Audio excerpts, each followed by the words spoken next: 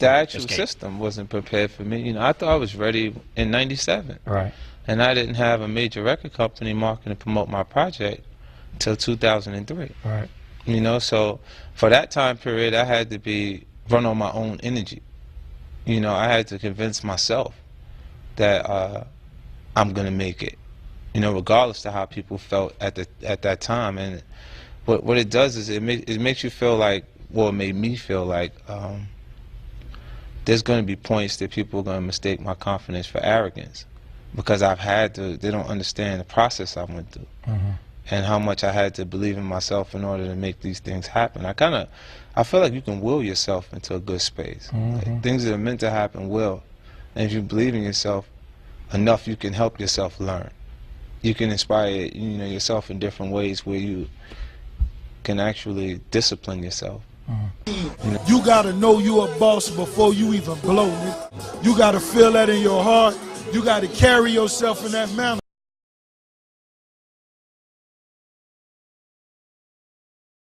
Yeah, I said I'm gonna go to that Apollo and rip that mug. I went for the regular Wednesday amateur night. When I say I got booed off stage, I still remember that boo.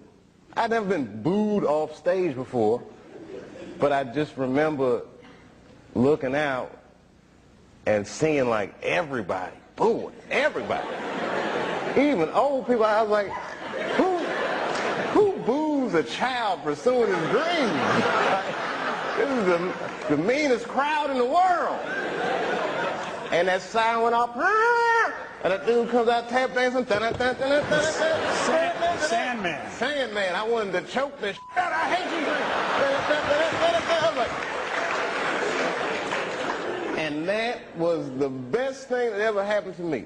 Wow. Best thing, because before that time, I had never bombed, let alone got booed off stage. And bombing was horrifying. Nobody wants to bomb. Nobody, you know, when people say you do comedy, what happens if nobody laughs? I don't know.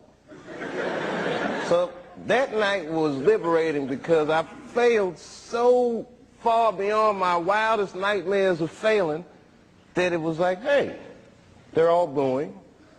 My friends are here watching, my mom. This is not that bad.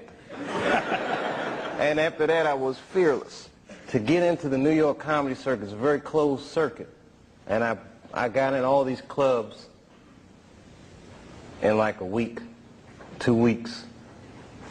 Like, that's just reputation. Have you seen this kid? Have you seen this kid? I was like that dude.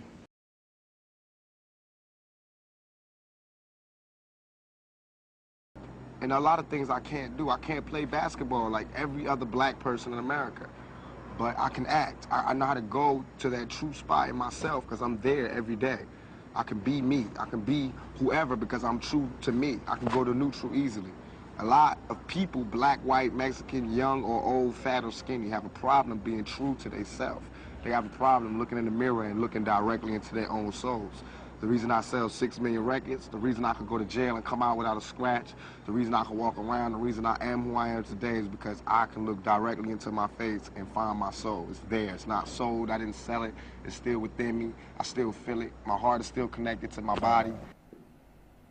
You know, people don't actually understand my intentions a lot of the time.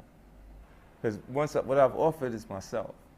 So there's artists out there that can beat me at doing different things, but not at being me. So once the public embraces me and says 50 is cool, or I like 50 Cent, can't nobody beat me at being that.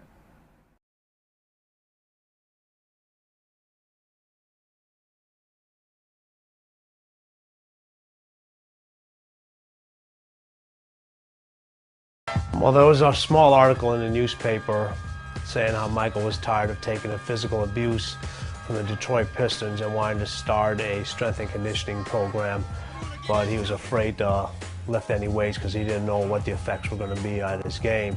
And I actually contacted the team physician and the athletic trainer at that time, met with both of them to explain my philosophies, and they introduced me to Michael.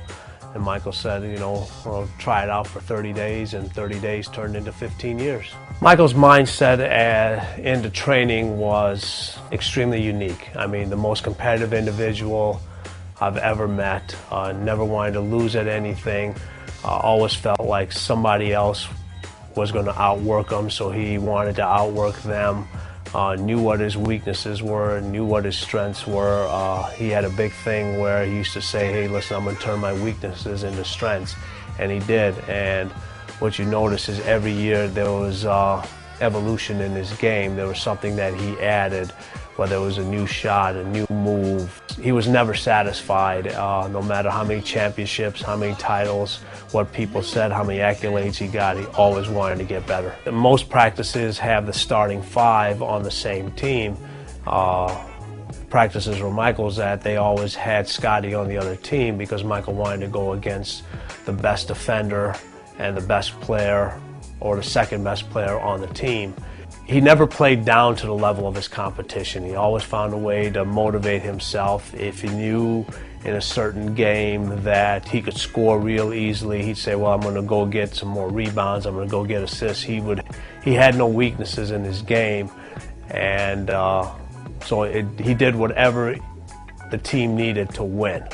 I think the key components to that mindset is once he stepped between those lines, nothing else mattered. That was his safe haven. Nobody could get to him. He was able to perform in front of millions of people, and he never wanted to let them down, but he practiced extremely hard, which made the game very easy for him.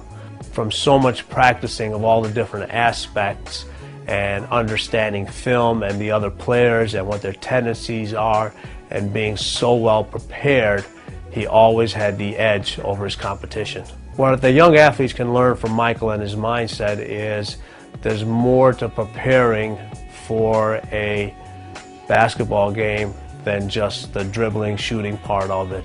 There's knowing what the weakness and strengths of your opponent is, what the opposing team is, what your players are capable of doing, what they're not capable of doing, what you can do to enhance their abilities. It's a job, okay? It's a job just like every other one, and the more you're prepared for it, the better you will be at it. But preparation takes hard work, and it takes sacrifice that you have to do. From '97, like when I started writing, it was full time. Like every day I was writing music, because. And it was a time that I actually didn't have anything, because the things that I acquired when I was hustling, it kind of went away.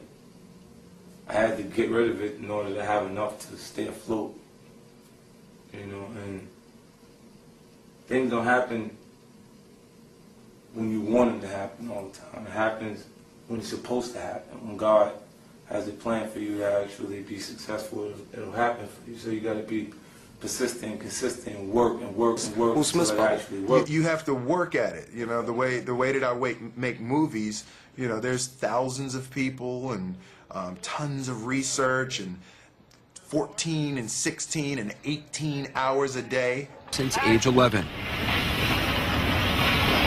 His teenage years were spent like this, swimming lap after lap. Thousands of hours staring at a black line on the bottom of a pool. Bob Bowman is his coach. For about 5 years, he did not take one day off. Christmas Day? Nope, we trained on Christmas. His birthday? Oh yeah, that's a given. Twice on his birthday. How do you do that every day? To be honest, it's not wanting to lose, wanting to do something that no one else had ever done before. That's what got me out of bed every day. The workouts were so intense, Bowman became known as the mad scientist. What were some of the toughest workouts? 10,000 meters for time. Just 10,000 meters all out? Yeah, ready, go. And that takes about 2.5 hours. Full out Yeah, racing? just swim as hard as you can for 2.5 hours. Like, horrible, horrible workouts. You know, when you see him on paper, you're like, I can't do this. He makes us do it, so we're more confident, and we know that we can do it. I just go hard. I make sure I outwork everybody else. That's one of my most valuable secrets.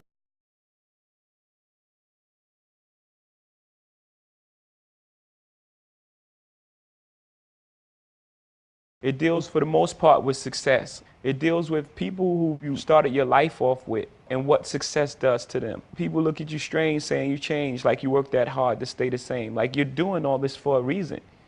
And what happens most of the time, people change. People change around you because they start treating you different because of your success. So you are changing. You don't change who you are, the core of who you are, the things you believe, the things you love, and the things you die for, and your principles. You don't change that, but you're going to change who you are. You're going to change, you know, you can't do the same things that you can't hang on the corner. Some people may not be comfortable with that. And then it deals with the other side of success, how people look at you when you're successful. Media medals, people sue you, settle. Every step you take, they remind you get it. So no matter how far you are, you still have that stigma on you of where you come from when you walk inside the door.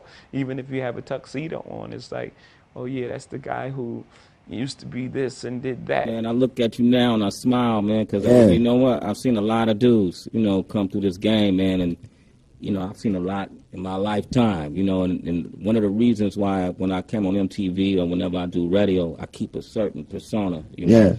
I try to stay a certain way. Some people think it's corny. I don't give a damn about that. That's right. Just do you. I'm doing me because I want to keep whoever is watching us right now inspired, especially when you come from somewhere down low and you sitting on this high right now.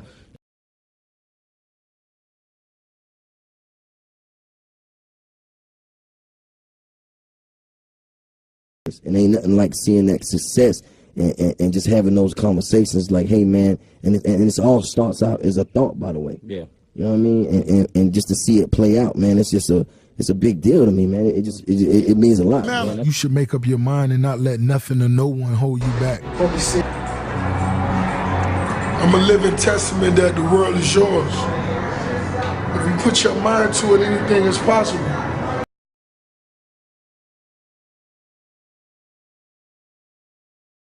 I mean, being an artist, you came from the streets, worked hard, taken years. How easy is it? I mean, what do they like? Easy? It's not easy. It's not easy. Don't say the word easy. So I mean, what should people from the expect? outside looking in, I mean, because you got to think like, you know, it's more of a sacrifice than it is a fortune. You know, people look from the outside looking in, just think, okay, travel the world, a lot of money, a lot of fun. It's not. You know, I haven't seen my family in almost a year and a half. Everywhere we go, we don't get a chance to really enjoy it. We in, and then we leave the next day.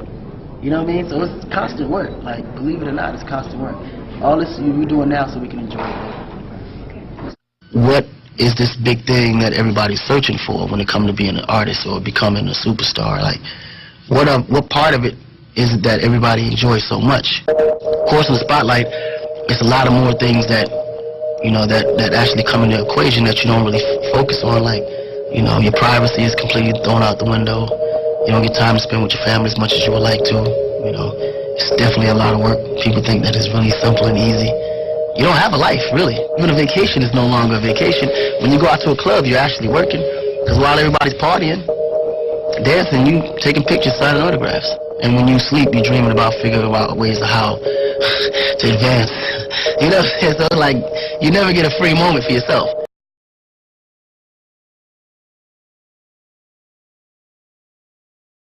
You know, so like when I got a chance to talk to him, we even brought it down to the perspective of a person that's in a staff meeting that is watching someone else raise their hand to answer a question that they know the answer to.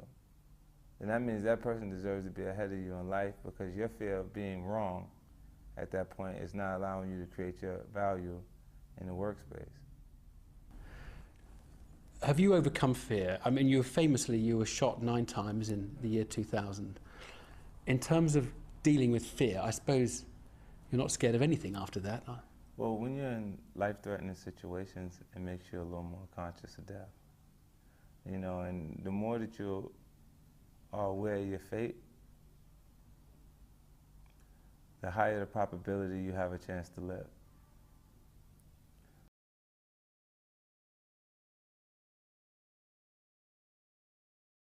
I mean, figure out what your purpose is, what it is. If you're gonna get in the music business, who you know will put you on. And what you know will determine how long you stay once you get there.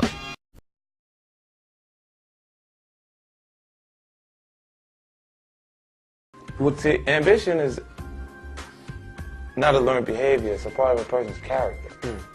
So if a person is really ambitious, like, That's what I meant when I said I'm gonna get rich or die trying. But because of people's perception of me and the information that they were given, that small piece of information that I'd been shot 9 times, they thought I meant it literally. Yeah. But a person that you see as a business person and is extremely determined to make things happen, say they're gonna get rich or die trying, you say, whoa, they're serious, they're gonna really do it. Gotcha. And not living in a house with both of your parents isn't an excuse for you not making it, or not having anything initially isn't an excuse to not make it, you know? Unfortunately, sometimes you can't have fun accomplishing your goals. And when sometimes people don't have the determination, the will, and the steadfastness, the tenacity, they give in under the slightest struggle. Success in general is all about sacrifice. It was over 10 years the last time I slept 8 hours. And so, you know, now I try to at least get, 4 hours, 5 hours of sleep.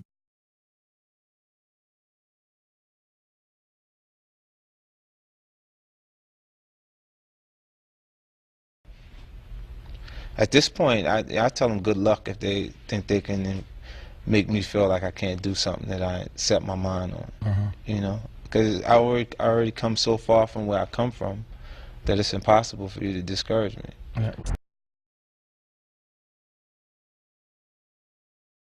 And invest in yourself as much as possible. And invest in yourself as much as possible. And invest in yourself as much as possible.